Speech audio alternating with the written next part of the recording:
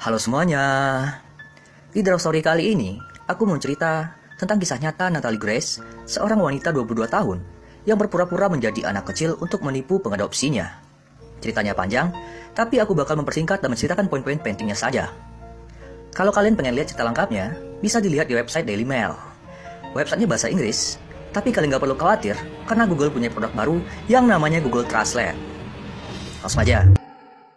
Orang mengadopsi anak berharap jika anak tersebut dapat memberi kebahagiaan di sebuah keluarga. Namun, hal ini tidak berlaku dengan keluarga Christine dan Michelle. Keputusan mereka untuk mengadopsi anak justru membawa petaka sendiri untuk keluarga tersebut. Kisah ini baru terungkap setelah Christine dan Michelle dituduh menelantarkan anak angkat mereka yang bernama Natalie Grace di sebuah apartemen di Lafayette, Indiana pada tahun 2013. Saat itu, polisi mengatakan bahwa Natalie mengaku sebagai gadis berusia 9 tahun yang ditinggal begitu saja dan harus menghidupi dirinya sendiri selama 3 tahun. Gadis ini diketahui mengalami kelainan genetik dwarfism atau kerdil. Karena dugaan inilah, Christine dan Michelle dipanggil oleh pihak kepolisian untuk menjalani pemeriksaan. Namun, dalam sebuah acara televisi, Christine menguak fakta yang sebenarnya. Ia mengatakan bila keluarganya lah yang menjadi korban dari Natalie. Christine mengatakan bahwa Natalie bukanlah seorang gadis kecil, melainkan wanita dewasa berusia 22 tahun. Semua kejadian bermula pada tahun 2010, saat Christine dan Michelle yang kini sudah bercerai, mengadopsi seorang anak perempuan bernama Natalie yang berasal dari Ukraina, yang berusia 6 tahun. Ketika diadopsi, Natalia divonis mengalami dwarfism langka. Tingginya hanya 91 cm dan sulit untuk berjalan.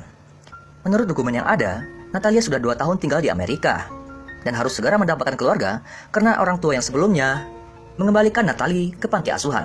Anehnya, alasan kenapa Natalie dikembalikan ke panti asuhan tidak dijelaskan secara rinci. Pertama, Natalia dibawa ke rumah. Semua berjalan baik-baik saja. Tingkahnya seperti anak normal pada umumnya. Namun Christine mulai curiga ketika melihat rambut kemaluan yang sudah tumbuh pada Natalie. Ia bahkan sudah mengalami menstruasi, sebuah hal yang tak lumrah terjadi pada anak di usia itu. Tak sampai di situ, Natalie bahkan mengancam akan menusuk Christine dan suaminya saat tidur, mendorong mereka ke pagar listrik sampai menuangkan cairan pemutih ke kopi. Ketika Christine bertanya apa yang sedang dilakukan Natalie, dia menjawab, "Aku mencoba meracunimu." Dia membuat sebuah tulisan dan gambar yang mengatakan bahwa dia ingin membunuh anggota keluargaku, membungkusnya dengan selimut dan menaruh mereka di halaman belakang. Cerita Christine. Christine juga mengatakan bahwa Natalie sering berdiri di atas mereka pada malam hari hingga membuat mereka susah tidur. Tindakan kejam dan ekstrim yang dilakukan Natalie membuat Christine dan suaminya harus menjauhkan benda-benda tajam untuk mengantisipasi hal-hal yang tidak diinginkan. Media menggambarkanku sebagai penyiksa anak, tapi tidak ada anak kecil di sini. Natalie adalah seorang wanita. Dia menstruasi, punya gigi dewasa. Semua dokter mengkonfirmasi kalau dia mengalami gangguan kejiwaan yang hanya terdiagnosa pada orang dewasa, ujar Christine. Christine juga menuturkan bahwa Natalie pernah melompat dari mobil yang sedang berjalan, mengoleskan darah di cermin, dan melakukan hal-hal yang tidak terbayangkan yang bisa dilakukan oleh seorang anak kecil.